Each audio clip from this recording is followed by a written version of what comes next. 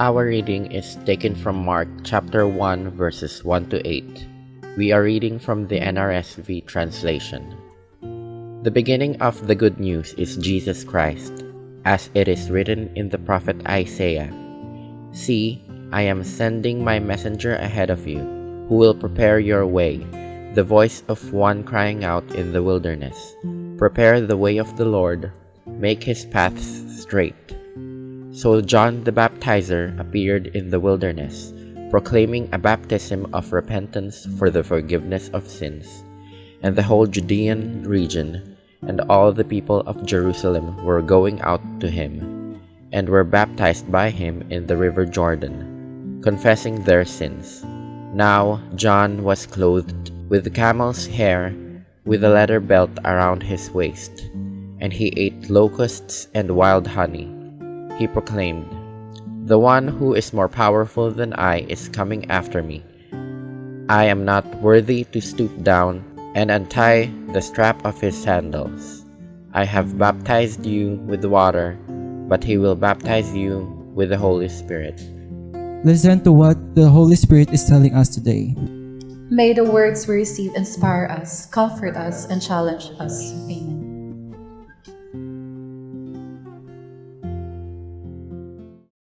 The second Sunday of Advent is called the Sunday of Peace. At ang sinisindihan na kandila is the candle of peace, no? Kapayapaan. So yung Sunday, last week, the Sunday was hope, no? And the candle of hope. Ngayon, yung hope kasi, medyo carry si hope. Diba? At ang ganda yung rendition niyan, diba, sa kung napanood niyo sa The Sandman sa Netflix, diba? Naglaro ng game si Lucifer saka si Sandman. No? Medyo carry si hope. Kasi hope means looking forward to something in the future. So parang may feel siya na carry naman siya, especially pag Advent, no? Pero yung peace, ewan ko sa inyo, pero sa akin parang frustrating si peace. And minsan disappointing. Kasi peace does not necessarily doesn't invoke something that is yet to achieve. When we say peace, kapayapaan, may feeling siya na parang dapat present moment siya. Pag yung salitang kapayapaan, peace, ewan ko, ako hindi ko siya na-imagine o nararamdaman as a future thing, but rather a state of being or something that should be now. Diba? Pero kaya siya frustrating. Kasi we are not surrounded by peace. We are not surrounded by peace. Hindi tayo napapaligiran ng kapayapaan. At this very moment, sa mismong oras na ito, at 4:33, sa mismong oras na ito, ang patayan ay 4 kilo. People are being killed 4 kilo. Yes? People are killed by the tens, by the 20s, and the hundreds in a single day, and 1,000 in a week, several thousands in a month. In the place where Jesus was born, in the places where Jesus walked. So where is peace? Nasaan ba ang kapayapaan ngayong Disyembre 2023? Where is peace? That's one question. And the second question would be, ang tanong din kasi, hindi lang naman nasaan ang peace. Ang tanong lang din, does peace mean the absence of conflict, problems, and troubles? Ang ibig sabihin ba ng kapayapaan ay ang kawalan ng problema sa buhay o sa mundo? Not necessarily. So, nung narinig ko, kailan lang, di kailan lang, kagabi. At may mga nangangaroling na sa bahay. Hindi sa ayoko magbigay sa mga nangangaroling. Pero kasi pag nagbigay ka, babalik-balik sila sa iyo kasi ay nagbibigay dun sa bahay na yun. Balik-balik sila, di ba? So, kagabi ba yun nung isang gabi, sinara ko lahat ng ilaw sa bahay kasi may nangangaroling sa kapitbahay. Eh di siyempre, next na, pinatay ko na ng ilaw sa bahay. Tapos siyempre, isa sa mga kanta, famous na kanta ay yung di ba? Ang Pasko ay sumapit. At ang may part na habang ang mundo'y tahimik. Hindi nga tahimik ang mundo. Hindi tahimik. Parang nung pandemic lang, nung 2020 lang, Pasko ng 2020, slightly natahimik ang mundo. Pero now, balik siya sa dating niyang ingay at kaguluhan. And the factual truth of the matter is, neither was the time of Jesus peaceful. Pinalaki tayo sa kwento na para bang ang peaceful nung pinanganak si Jesus. Christmas 2,000 years ago was as violent as it was today. But maybe even more today. Kasi dati, di ba, pana, espada, ganyan ang patayan noon, di ba? Ngayon, you have weapons of mass destruction and killing an entire people can just be one click of a button away. Dati mas mahirap ang pata. You really have to have a lot of guts and strength. Kasi hindi talaga normal sa isang tao ang pumatay ng kapwa-tao. And it takes a different kind of strength and psychology to do that. No? Ngayon, hindi mo na kailangan literal na face-to-face . Pindot ka lang ng ganyan, nategi na yung isang buong barangay. So maybe it is more violent now. Kaya hindi ba kayo nagtataka why our reading last week is about what others interpreted as end of the world? Yung reading last week is the words of Jesus saying about signs and wonders of the impending end of the world. And imagine today as unspeakable death and destruction. Yun yung reading last week. Nakakapagtaka, magpapasko, yun yung reading for hope.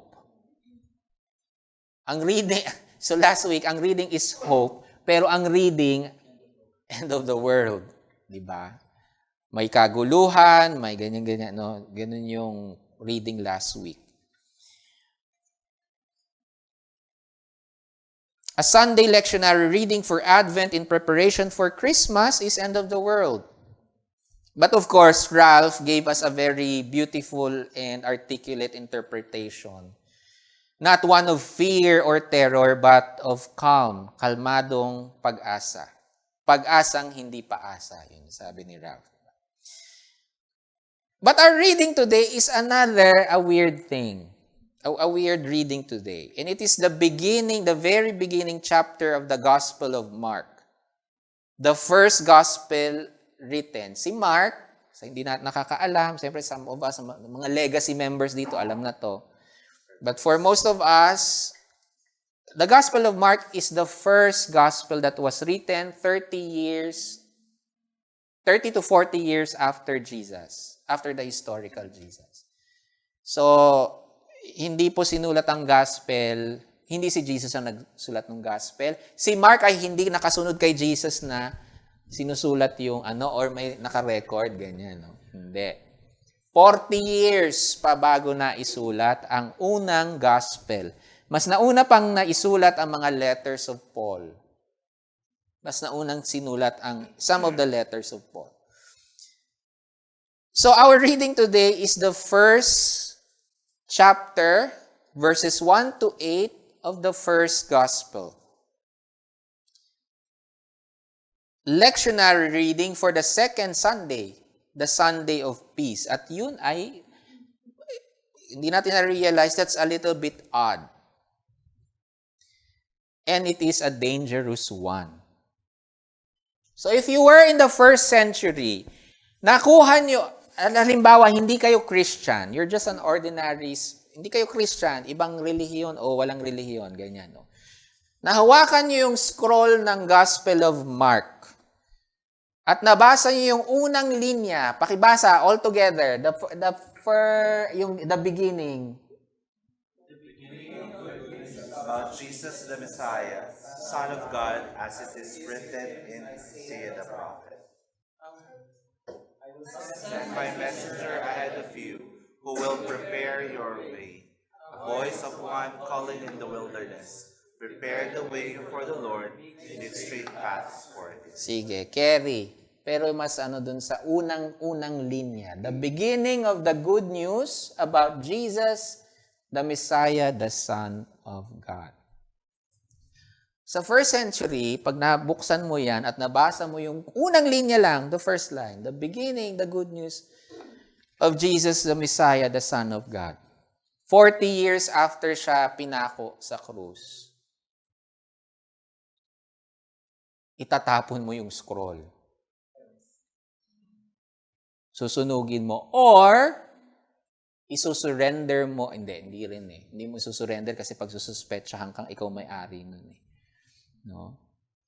It is a dangerous gospel. Ito is a dangerous text that will get you arrested and possibly killed. The possession of the scroll that declares this is of someone that was crucified as an enemy of the empire.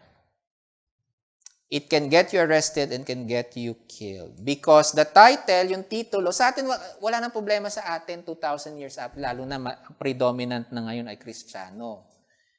Parang wala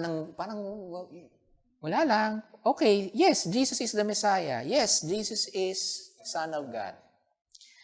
Pero 2,000 years before, the title of Messiah is rebellion. No, the title of Messiah.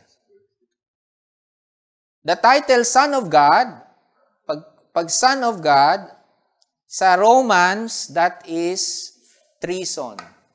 Because the title na Son of God ay title ng emperador. The Roman emperor. The Roman emperor is the Son of God. Filius Deus in Latin. Or Huios Theos in Greek. It only belongs to the Roman emperor. So anyone claiming to be Son of God is an act of treason. And for the Jews, it is blasphemy.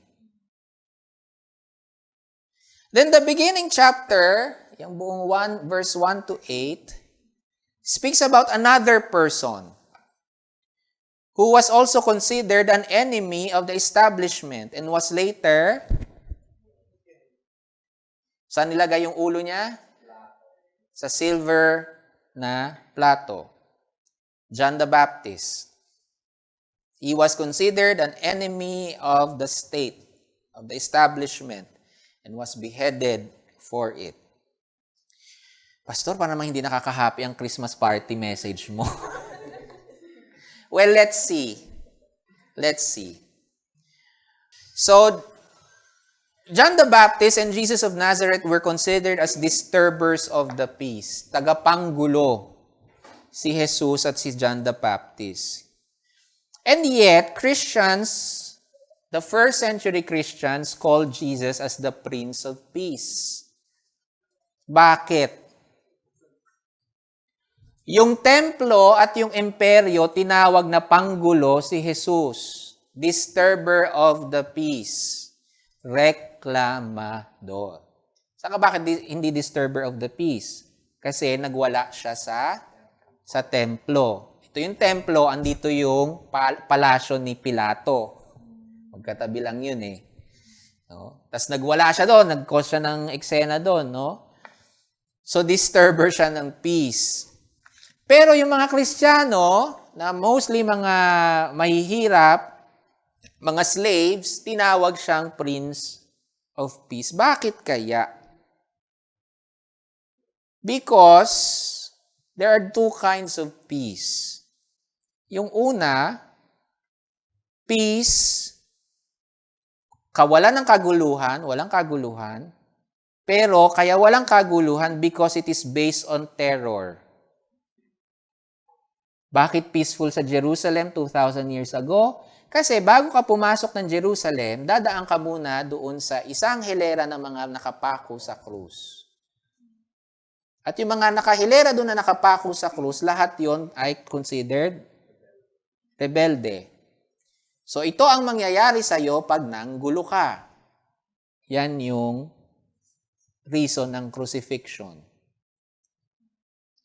Isang hilera yon. Isang hilera. Papasok ng Jerusalem.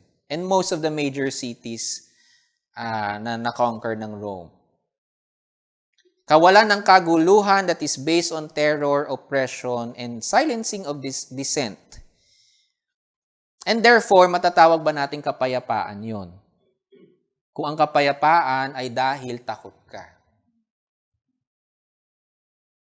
Peace that is based on slavery. Kapayapaan dahil iniipit yung leeg mo para wag makasigaw o makapagsalita. Kapayapaan na nagmumula sa pagpapatahimik ng mga nagpupumiglas. Walang tunay na kapayapaan kung ang tao ay walang sapat na kabuhayan, walang pantay na karapatan, at walang kalayaan. Kaya yung mga gusto ng tunay na kapayapaan tulad ni Jesus, peace where everyone has enough to eat, war cease, and all creation lives in harmony. Kung dadagdag ko doon, diversity.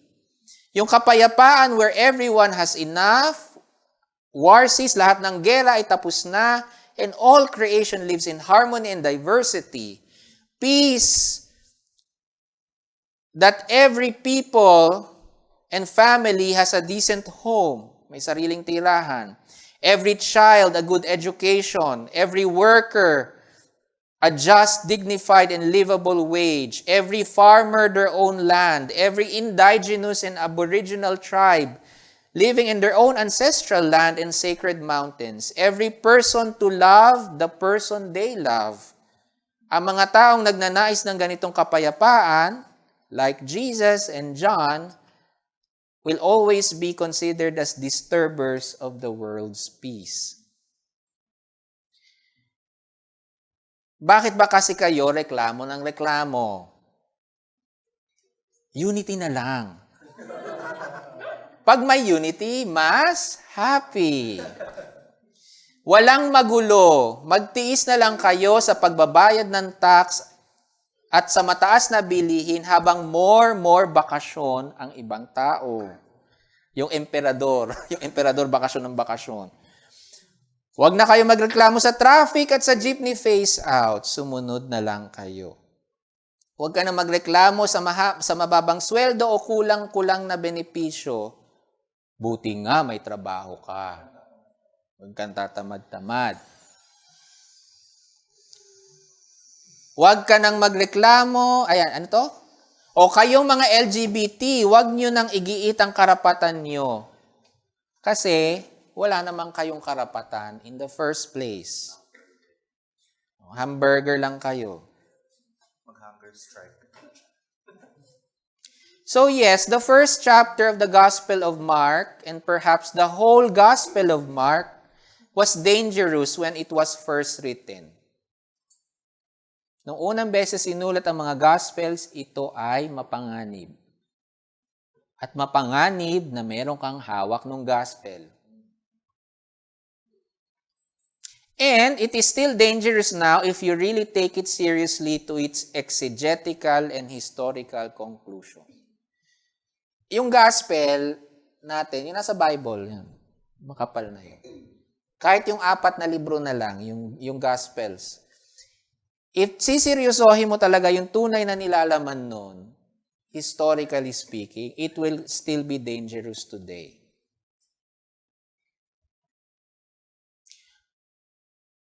Again, because by the time that the Gospel of Mark was written, 40 years after the historical Jesus, yung mga Kristiyano were already persecuted and hunted down because they were associated with the rebel who was crucified.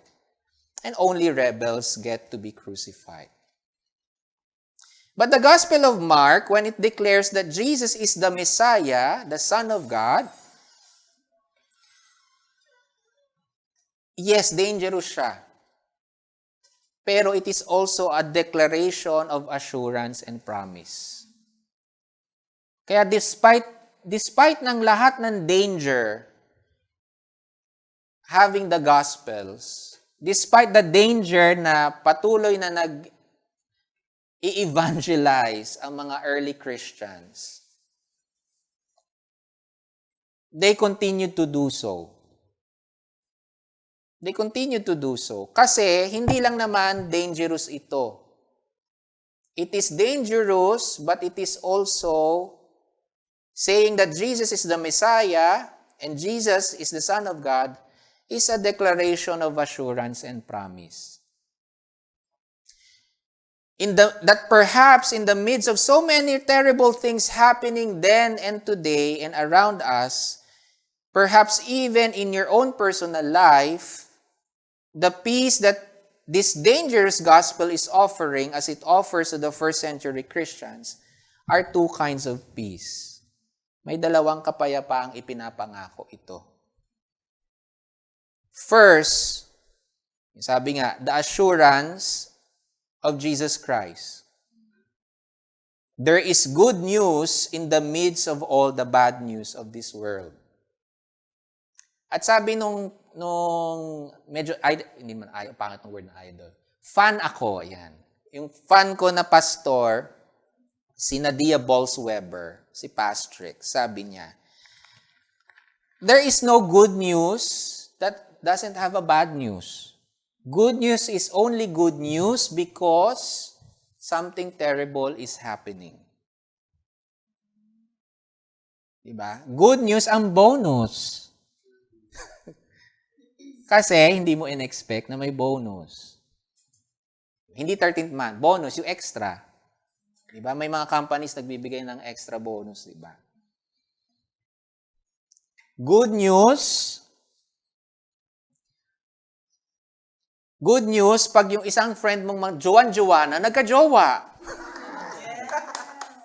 Kasi matagal na siyang in the context of, diba? I bring you good news of peace. Bakit good news ang peace? Kasi merong conflict, merong war. Good news is only true when you are in a terrible situation. When things are not going the way that they should be, then there are certain things that will become good news. And in the context of so many terrible things happening around Christians being persecuted in first century, or right now, so many things happening in our world, in our country, saying that Jesus is Messiah and Son of God is an assurance that there is still good news in the midst of all the bad news. Jesus, the son of a carpenter, ito naman talaga yung good news doon sa gospel, especially sa Mark. Si Jesus, na isang anak ng karpenterong from Nazareth, a nobody.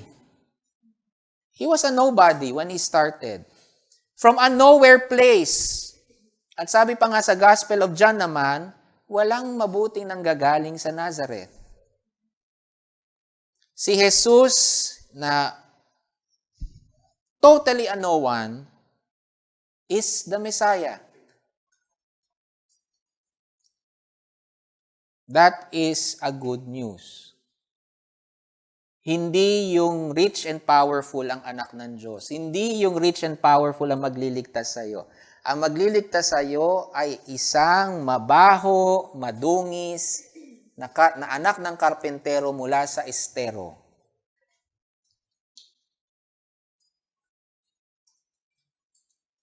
That is good news.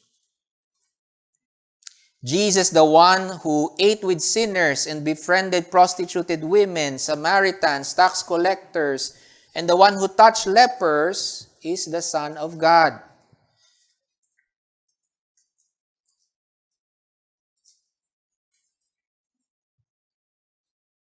Ang Messiah at Son of God ay no one else than someone na katulad mo. Someone who is so ordinary and so unassuming.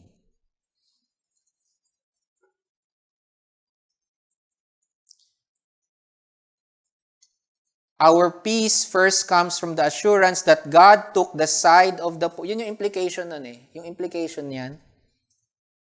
The good news there is that God took the side of the poor, the oppressed, and the marginalized. The good news is for those that this world has rejected, abandoned, exploited, and those that this world considered unworthy and unacceptable. And that includes almost all of you. LGBTQIA+ community. Our peace in the midst of discrimination and marginalization, even if you may not be aware of it or do not always experience it, our peace, that is Jesus the Messiah, eats and drinks with us, those that are considered sinners by the temple priests of today. The coming of Jesus Christ is really a disturbance of the Roman peace that was based on injustice, based on slavery, based on occupation. Jesus and John the Baptist disturbed that kind of peace.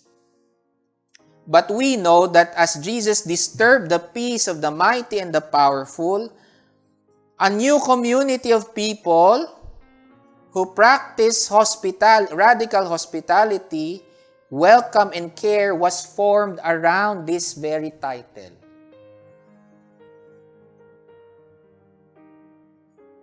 In the book of Acts, chapter 2 and chapter 4, it is said that the early Christian community shared everything in common, and they ate their food with glad and satisfied hearts. So, kahit sila ay hinahunting at isa-isa silang pinapatay pag nahuhuli, ang sabi sa Acts chapter 2 and chapter 4, they shared everything in common and they ate their food with glad, masaya, and satisfied hearts. Despite the persecution of both Rome and the temple leaders, they found peace and joy among themselves in their community, a community that was formed out of the dangerous title, Jesus the Messiah, the Son of God. And so the second peace, our peace in the midst of terrible things happening, is with one another and by staying together. Gets? Ang unang kapayapaan ay nagmumula sa assurance ni Jesus at ng kanyang mabuting balita. Na, ano yung mabuting balita? Na ang Diyos, kay Kristo, pinili niya ang mga poor, oppressed, and marginalized of this world. At ang pangalawang peace is with each other. Kasi yun nangyari sa early Christians. Despite being a dangerous title, they formed community based on this title of Jesus. That we are together. Our peace in the midst of all terrible things happening is with one another and by staying together. Kaya, it is only possible for individuals and groups to survive. It is only possible na kahit papano nakakapagsaya pa tayo despite ng mga personal at societal problems natin. It's because we have each other. Because we meet week after week. Hindi lang sa simba. Hindi lang dahil sa ritual. Because we continue to be a safe space that in all the troubles of the world, we can still come together. tell stories, listen to one another's struggles, eat our food with glad and satisfied hearts, despite all the problems. Tatlo pala yung peace. And the last peace, tapos na. The last peace, the peace that the dangerous Gospel of Mark offers, is the promise and the declaration that Jesus goes ahead of us. Si Jesus ay nauuna na sa atin. In everything we do and everywhere we go as individual Christians and as a community of faith. Kasi yung ending ng Gospel of Mark, ito yung beginning, di ba? Ito yung beginning chapter. Yung dulo niya, end of the story, the Gospel of Mark ends with the empty tomb and an instruction for the women and the other followers to go back to Galilee because Jesus goes ahead of them and will meet them there. Therefore, yung kapayapaan natin sa kabila ng mga kaguluhan at agam-agam ay dapat nakakapit sa pangako na si Jesus ay pinangungunahan na tayo at nauna na siya. At nangako siyang tayo ay tatagpuin sa kung saan niya tayo pinapupunta. Ito man ay delikado o salimuot na paglalakbay. Nauuna na siya. The risen one, the resurrected Jesus goes ahead of us where Jesus wants us to go. The first lines of the Gospel of Mark is dangerous. It is thoroughly not a happy one.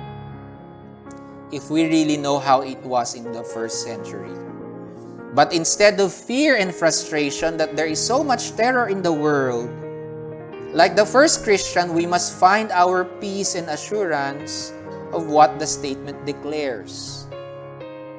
Our faith, ang ating pananampalataya, and indeed our life, ang ating buhay, is in Jesus Christ, the one who died and the one who rose again. The Prince of genuine peace who continues to seek justice, joy, dignity, and fullness of life for every human being and for all of the creation. Kasama tayo. In the midst of all the death and suffering, our faith, our life, our community is in Jesus, the Messiah, the Son of God. And He will always have good news for you and for me, for us. But also good news through each one of us. Merong mabuting balita si Jesus para sa bawat isa sa atin. Pero ang mas importante din, meron siyang mabuting balita sa pamamagitan ng bawat isa sa atin. Amen.